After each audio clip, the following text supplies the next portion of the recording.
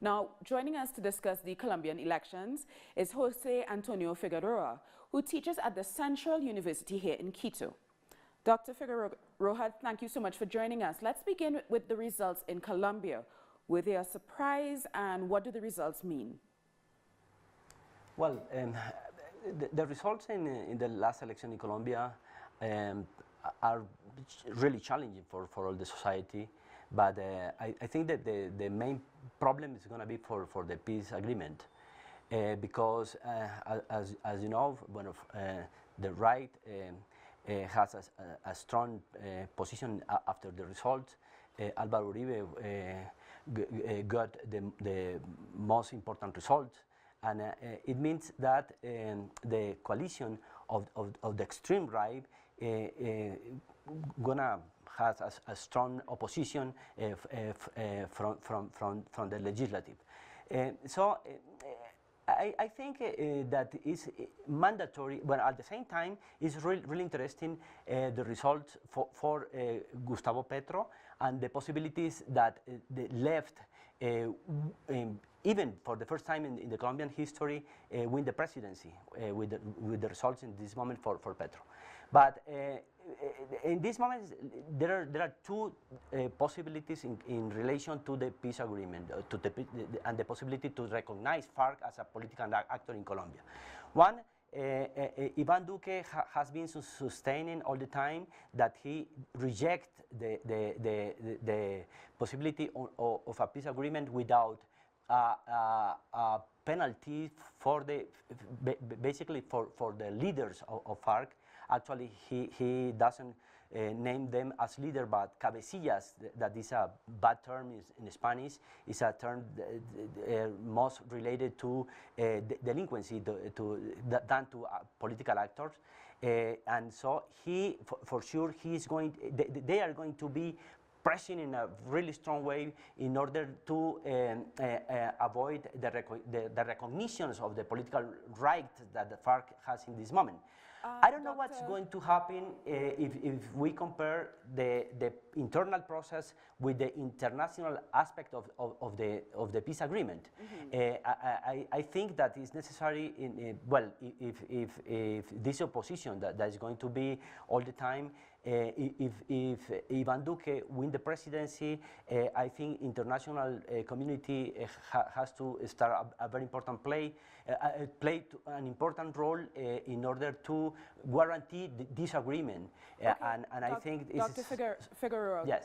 I do have another question. Since you're talking about the role of the international community, the Colombian government has often judged the electoral process in Venezuela very harshly, but Sunday's polls seem to have been plagued by quite a few irregularities.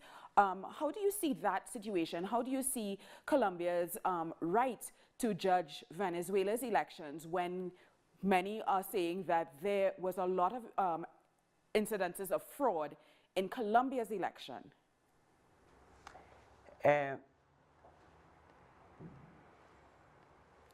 Do you need me to repeat? Are you hearing me? Yes, please, because I didn't understand completely. No problem. I'm asking that Colombia's elections yesterday, some are saying that it's been plagued with a lot of irregularities. We just saw Gustavo Petro talking about the hiding of orange ballots and voters chanting, saying there is no democracy in Colombia. But Colombia has been very harsh in judging Venezuela's democracy and their elections. How do you see that situation? How do you see Colombia's right to talk about Venezuela when their actual elections seem to have some concern? Yes, I think this is a kind of paradox because in all the electoral Colombian history, the fraud has been a practice very frequent. And in what happened in the last election yesterday is relative with what has been happening during the last years. In some cases, for instance, we could see members of the register office hiding votes that is really incredible that this happened in front of cameras. At the same time, a lot of peasants, for instance, were paid for the vote, and that this is a really other problem was concerning the lack of both documentation and in the internal bipartisan consultation, and it was also really problematic. Instead of that fact, Colombia plays a very important role in its alliance with the USA. So all the time they are going to be speaking against Venezuela, instead of the fact that Venezuela has been doing a lot of elections in a very clear way, in a very right way, but it has to do with the play that Colombia is, in this moment is having in the regional, in the international arena, in the regional arena, as the stronger ally with of the USA. So to understand the kind of analysis that is done at the internal level, is necessary to see what is the relation that Colombia has with USA, to understand what is the kind of evaluation the Colombia government is doing, for instance, in relation to what's happening in Venezuela.